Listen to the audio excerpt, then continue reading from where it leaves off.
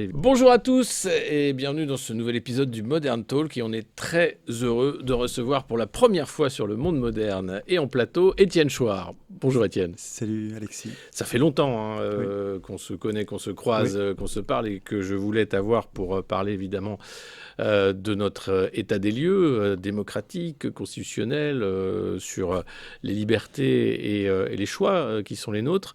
Ça tombe bien parce que 2027, on rejoue le jeu des urnes. Alors on appelle ça une élection présidentielle dans la République française, la 5e République. Qu'est-ce que ça t'inspire, cette élection de 2027 ? Mais depuis 1789, ce qu'on appelle le suffrage universel, ça n'est pas voter les lois, c'est élire des maîtres. Alors on ne dit pas des maîtres, comme ça c'est plus discret, mais quand j'élis quelqu'un qui va tout voter à ma place, et quand je ne peux décider de rien, quand je ne peux même pas protester, je ne peux même pas mettre un veto sur ce que décident mes représentants. Ou avoir un mandat révocatoire, quand je peux même pas les virer. Un regard sur le mandat de ces personnes. Quand je ne peux pas les virer, quand je ne suis pas content, c'est bien mes maîtres, c'est bien eux les maîtres, c'est eux qui décident de tout. Et la démocratie, pourtant, c'est un régime dans lequel le démos a le kratos, le peuple a le pouvoir, le peuple décide, le peuple vote. On n'a jamais été en démocratie. Et on n'a jamais été en démocratie. Ouais. Et en fait, on s'en aperçoit très vite. Moi, j'ai réalisé ça tard. On enseigne ce qu'on a soi-même appris. Moi, j'ai enseigné à mes enfants et à mes étudiants, je leur ai enseigné que la démocratie, c'est l'élection c'est la démocratie, comme je l'avais appris, puisque mes parents me l'avaient dit, mes professeurs, mes maîtres à la petite école et mes professeurs à la grande école me l'avaient dit, les journalistes me l'avaient dit, je l'avais entendu dire à la radio, je l'avais lu dans les journaux. Mais quand vous grandissez comme ça, vous faites confiance à tout votre environnement adulte. Et donc, on est littéralement formaté, pas forcément avec une mauvaise intention. Moi, quand j'apprenais ça à mes enfants, je le faisais, je pensais vraiment ce que je disais. Et je pense que beaucoup de gens pensent qu'on est en démocratie, loyalement, honnêtement. Dans cette école, on n'apprend pas l'alternative. Parce qu'il y a une alternative. Une alternative, moi, que j'ai découverte en 2005. Je me suis réveillé en 2005 à l'occasion du TCE, du traité pour une constitution pour l'Europe, et où je concluais mon analyse qui faisait 10 pages de texte, 10 pages de notes pour prouver tout ce que je disais dans le texte. C'était un texte qui n'est pas très long. Mais je finissais en disant, mais quelle est la cause de cette épouvantable anti-constitution européenne ? D'où sort-elle ? Et je me faisais la réflexion, je me disais, mais les gens qui l'ont écrite n'auraient pas dû le faire, ils n'étaient pas légitimes. Et je concluais avec une phrase qui reste mon cap depuis 20 ans. C'est pas aux hommes au pouvoir d'écrire les règles du pouvoir. Nous avons besoin de délégués, nous avons besoin de représentants. On est trop nombreux pour écrire les lois nous-mêmes. Pour écrire les lois, c'est compliqué. Il faut discuter à 20 millions, on ne va pas y arriver. Donc, on a besoin de représentants. Mais ces représentants sont donc utiles, mais ils sont dangereux. Et on le voit qu'ils sont dangereux, puisqu'ils nous marchent sur la tête impunément. Et donc, la Constitution, l'idée géniale de la Constitution, qui est complètement méconnue, c'est que ce texte institue des pouvoirs, mais ce n'est pas du tout le plus important. Il les contrôle, il leur fait peur, il les contraint.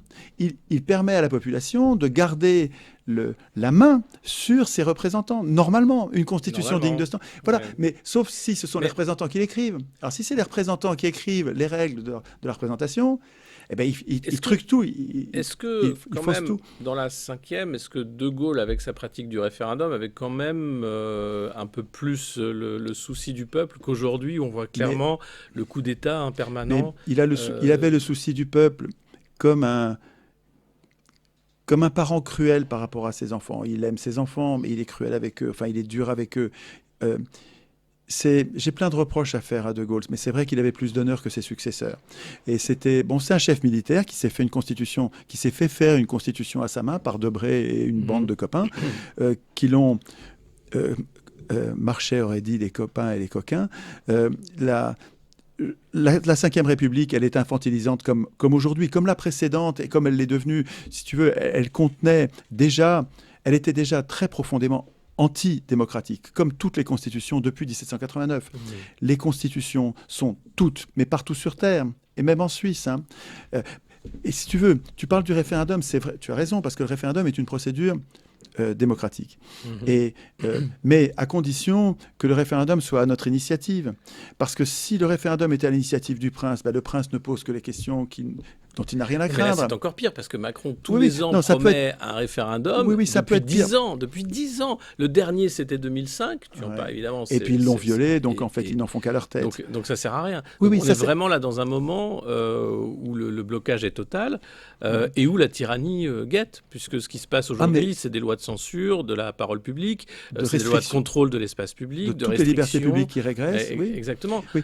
Donc il faut un réveil quand même citoyen rapide. Oui, mais Alexis, oui, tu as raison. Mais ce réveil doit être adulte. Ce que je veux dire, c'est que si le réveil consiste simplement à protester, ce qui est une autre façon de demander, protester, exiger, c'est une façon de demander fortement. Mais c'est toujours demander, c'est toujours être en dessous des élus à qui on demande d'être moins cruels, moins d'impôts, plus de salaires, moins de lois scélérates, moins de pression réglementaire dingue, moins d'intrusion dans notre vie de tous les jours. Mais on est toujours à demander. Je pense que la révolte dont on a besoin doit dépasser les jacqueries, c'est-à-dire les révoltes populaires qui gueulent contre leurs maîtres, mais qui continuent à accepter d'avoir des maîtres. Et ce qu'il faut arrêter de faire, Alexis, c'est d'élire l'Assemblée constituante. Il faut arrêter d'élire l'Assemblée constituante. Ça fait 20 ans que je travaille là-dessus. Il commence à y avoir des centaines de milliers de personnes qui ont compris qu'il nous faut un processus constituant populaire. Populaire. Et libérer les partis. Pas parlementaire. Ouais. Mais oui, mais les partis viennent avec l'élection. Montesquieu n'a pas réfléchi au processus constituant. Mais il n'était pas démocrate. Il définissait bien la démocratie. Il savait bien que la démocratie, c'est le tirage au sort. Mais il a pas dit un mot du processus constituant. Qui va être capable d'écrire les checks and balances? Qui va être capable d'écrire les contrôles des pouvoirs? Il n'y a que le peuple qui peut faire ça. Et justement, tu parles de Montesquieu. Est-ce qu'il y a eu d'autres penseurs politiques qui ont pensé justement le processus constituant? Est-ce que toi, tu as des modèles quand même? Alors, j'ai trouvé notamment Thomas Paine, qui était un penseur de l'époque de la Révolution française, un peu avant la Révolution française, contemporain de Rousseau. Et Thomas Paine a écrit un très très bon bouquin qui s'appelle Les droits de l'homme, et dans lequel il y a un chapitre sur les constitutions, et dans lequel il dit expressément, alors je ne me souviens plus mot pour mot, mais un jour on fera une émission, si tu veux bien, dans mon bureau, comme ça je le sortirai et on le lira ensemble. Mais il dit en quelques mots, en d'autres termes, il dit en substance, il ne faut pas que les représentants touchent la Constitution. Les constitutions, c'est très important, mais c'est ce qui les contraint, il ne faut pas qu'ils y touchent. Thomas Paine. Rousseau, quand il parle du législateur, alors c'est compliqué à lire parce qu'il ne faut pas que je passe trop de temps sous toutes ces parenthèses, mais j'ai des choses importantes à te dire sur aujourd'hui. Mais Rousseau, quand il parle du législateur avec un grand L, il parle du constituant. Et là, on s'aperçoit qu'il explique que c'est au peuple d'être le législateur, le constituant. Et on ne comprend pas si on ne fait pas la différence entre le grand L, petit L. Le législateur petit L, il fait les lois. Et le grand L, le législateur grand L, il dit comment on écrit les lois, qui est légitime à écrire les lois.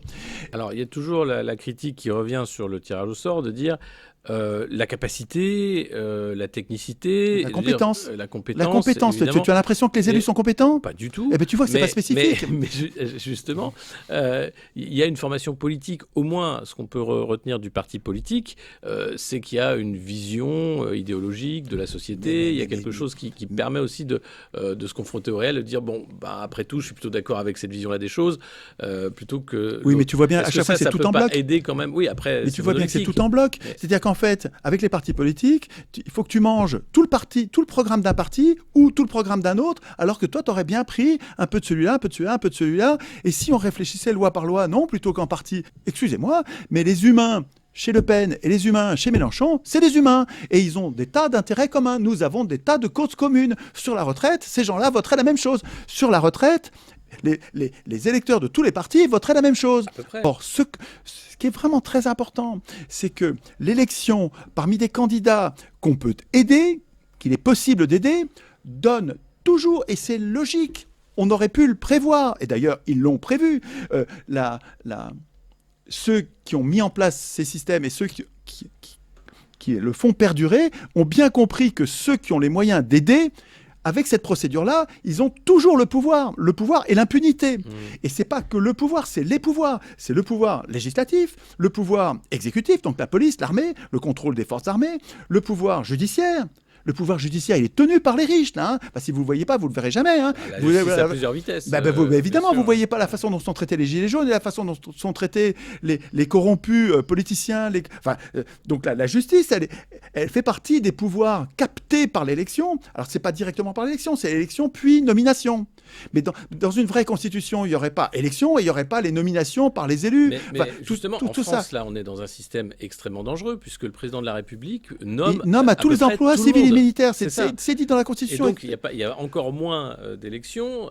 Et quand on voit comment Emmanuel Macron a été donc élu avec ce système d'oligarques, on va avoir à peu près la même chose pour 2027. Exactement. On ne sort pas de ce système oligarchique. Voilà. Donc ça ne sert à rien d'imaginer qu'il va sortir quelque chose de bon de l'élection. S'il y avait une constitution, la raison d'être d'une vraie constitution, excuse-moi, je m'emporte, mais j'ai l'impression d'être sur le sujet le plus important de l'humanité. Parce que même les sujets écologiques dépendent de ça. Si les multinationales peuvent dévaster la terre et se goinfrer comme un cancer, sans qu'on puisse rien faire, c'est parce que nous sommes impuissants politiquement à leur résister. Et pourquoi on est impuissant? Parce qu'on n'a pas de constitution. On a une fausse constitution écrite par ces gens-là. Ou pas par c'est pas les multinationales qui écrivent la constitution, mais c'est les élus des multinationales. Donc c'est tellement lié. Tous les sujets sur lesquels vous bossez dans les médias, je parle des vrais médias, je parle de toi, des vrais médias, je parle pas des médias, mais tous les vrais sujets d'inquiétude ont un point commun. Nous sommes impuissants à y résister. C'est vrai. Et donc, n'oublie pas. Donc, je vais te lancer un appel tout à l'heure. Je vais te lancer un appel. La population humaine, les humains, qu'ils le sachent ou pas, ont besoin de vous. Vous, les médias, pour pas seulement faire la liste des saloperies, des trahisons, loi scélérate 1, 2, 3, aujourd'hui il y en a 3. Putain, il y a 3 lois scélérates aujourd'hui. Ok, mais tous les jours il y en a. Ça suffit. Enfin, on peut continuer à tenir la... Je vous dis pas ce que vous avez à faire. Si vous voulez continuer à tenir la liste des saloperies de Macron, allez-y. Mais je vous rappelle qu'on est dans une prison politique et que la priorité, c'est l'évasion. Comment on va s'évader? C'est pas les élus qui vont nous émanciper. C'est eux qui nous ont enfermés dans la Constitution française et ensuite ils ont mis un deuxième mur d'enceinte avec la Constitution européenne qui devient intouchable. En fait, le seul moyen, c'est de se barrer. Comment on va se barrer? Il faut qu'on écrive nous-mêmes notre souveraineté. Il faut qu'on veuille nous-mêmes. On va rien demander. Je vais pas demander ma souveraineté à mon maître. Ça va jamais se passer comme ça. Il faut que je le veuille. Vouloir, mais ça veut dire avoir pris conscience, une conscience d'une priorité constituante. Et c'est là que j'ai besoin des journalistes, c'est là que j'ai besoin des intellectuels, j'ai besoin des artistes. Les militants que nous sommes, les démocrates, là, on n'est pas assez nombreux, on n'a pas assez d'argent. Ça va pas. On a besoin des gens. Je disais que j'allais lancer l'appel tout à l'heure, je le lance maintenant. J'ai besoin, mais en tant qu'humains, nous autres les humains, nous avons besoin qu'on nous donne l'exemple de conversation constituante. La conversation qu'on a là, c'est pas normal. C'est une étape, mais il faut que ça aille beaucoup plus loin. C'est pas normal que tu vois que ce soit seulement à l'occasion où tu reçois un expert, quelqu'un qui en parle, quelqu'un qui réfléchit, et tu pourrais dire, bah ça va, je l'ai reçu. Donc c'est ce que fait Clémence. Clémence, elle me reçoit de Tocsin. Elle me reçoit plusieurs fois, avec beaucoup de bienveillance. Elle comprend ce que je dis. Et donc, c'est bien qu'elle donne la parole. Donc, à cette occasion-là, je sème des graines, mais c'est très insuffisant. C'est pas parce que tu donnes la parole à quelqu'un qui a réfléchi à la question et que tu peux te tenir quitte. Alexis, le prends pas mal, c'est extrêmement bienveillant ce que je te dis. Ta responsabilité historique, c'est comme ça que je le vis, je me trompe peut-être, hein, mais ta responsabilité historique de journaliste qui a une tribune, une audience, je l'ai dit à Idriss il y a quelques mois, et je le dirai à Olivier Berruyer dès que je le verrai. Je vous le dis à tous à ce micro, entendez-moi si vous êtes de passage, mais votre responsabilité historique, ça n'est pas seulement d'inviter quelqu'un qui parle de constitution et d'émancipation du peuple par le peuple, qui va écrire lui-même sa constitution en refusant d'élire l'Assemblée constituante. Il ne faut pas seulement donner cette parole-là à quelqu'un qui a réfléchi. Si vous êtes d'accord, il faut que vous deveniez vous-même dans votre tête constituant et qu'en fait, à chaque fois que tu vois une scélérate, tu fasses un petit codicile à la fin qui rajoute le fait que, pour donner l'exemple aux gens, pour que les gens qui t'écoutent disent « Ah, ça c'est vrai », où tu rajoutes le fait que si tout ça est possible, c'est parce que nous n'avons aucun moyen de résister, parce que nous n'avons aucune constitution, parce que nous avons démissionné de ce processus constituant. Venons-en aux moyens de résistance. Quels sont-ils ? Alors, pour moi, la façon de nous évader, nous avons un moyen de nous évader. Moi, ce à quoi je travaille, c'est... Nous sommes dans une prison politique et tout le monde est à la fenêtre à parler des lois, à parler des sujets législatifs en disant on parle des lois qu'on voit à la fenêtre de la prison à travers les barreaux, on voit nos représentants, nos maîtres qui prennent des lois de droite ou qui prennent des lois de gauche. Et on est là sans pailler, parce que dans la prison, il y a les gens de gauche et de droite, hein, tous en prison, hein, et même les abstentionnistes. Et dans nos conversations, on dit il faudrait prendre des lois de droite. Non, connard, il faudrait prendre des lois de gauche. Non, connard, gauchiste, hein, fasciste. Et on se tape dessus, mais on s'entretue, alors qu'on décide de rien. C'est-à-dire que nos conversations ne servent à rien. Qu'est-ce que changent nos conversations à l'état de fait? Qu'est-ce qu'elles changent? Rien. Alors, donc, les moyens d'évasion. Dans cette prison, il y a une porte, c'est la Constitution, et nous la laissons écrire et fermée. Elle n'est pas fermée à clé. Il suffit que nous devenions unis. Le problème, c'est qu'on est une multitude. Et on a l'impression que notre force, c'est notre nombre. Mais c'est pas vrai. Notre nombre ne va être une force que si on a une cause commune. Si on a une partie qui part vers l'écologie, une partie qui part vers le contrôle de la finance, une partie qui part vers le contrôle des élus, une partie qui part vers chacun son sujet, notre nombre est une faiblesse. Pour que notre nombre devienne une force, il faut qu'on ait une cause commune. Donc, nous devrions réfléchir à notre cause commune. Quelle est notre cause commune? Est-ce qu'elle est législative? Sûrement pas.